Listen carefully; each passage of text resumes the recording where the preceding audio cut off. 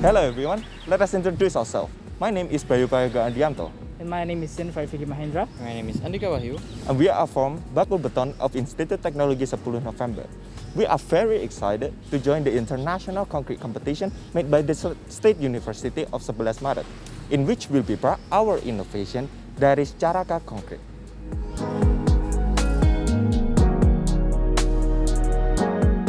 Hello everyone, and welcome to our educational video.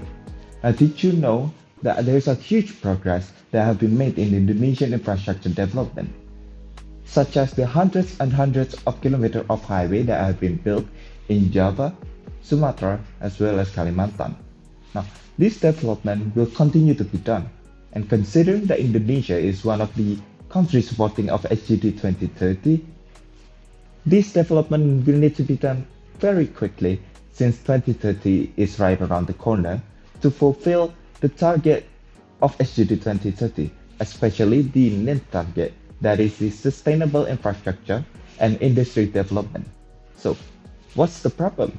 Well, there is another goal of Sustainable Development Goals of 2030, which is the fight against climate change, number 14. Still don't see the problem? Well, concrete is one of the main materials that we depend on to create this infrastructure, and cement, as the main ingredient of concrete, is responsible for up to 8% of global carbon dioxide emission.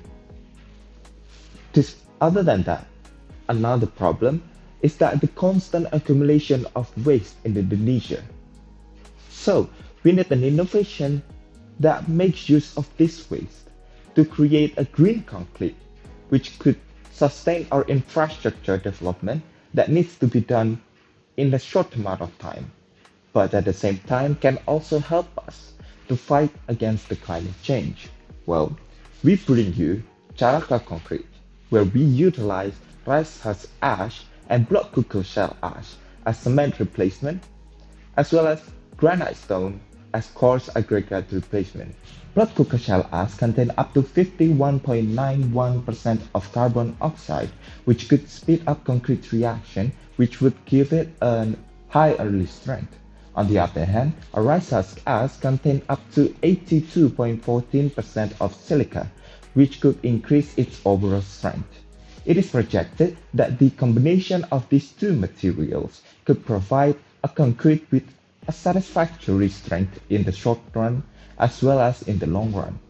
The other material that we use is granite stone, which have a coarse grain and high density, which could create a concrete with a stronger strength as well as increasing its resistance against rock weathering. From environmental aspect, the utilization of each material which help us to reduce the waste that have been constantly piling up. Taking a look at block Cockle shell, in East Surabaya, especially in Kenjeran Beach, up to 3 tons of block Cockle shell is accumulated each week. On the other hand, at 2017, it is recorded that the production of rice reached up to 13 million tons. Now everyone can imagine how many waste is produced with that 13 million ton of rice. Now lastly, Indonesia has granite reserves up to 10.7 billion ton. And Tulungagung in East Java is an example of granite craft hub that produce granite waste in handcraft production process. Now economically, the utilization of waste in Caraka concrete could save up to 21.5% or 157 rupiah for every meter cubic of concrete, which means that it is a very viable option as an alternative for regular concrete.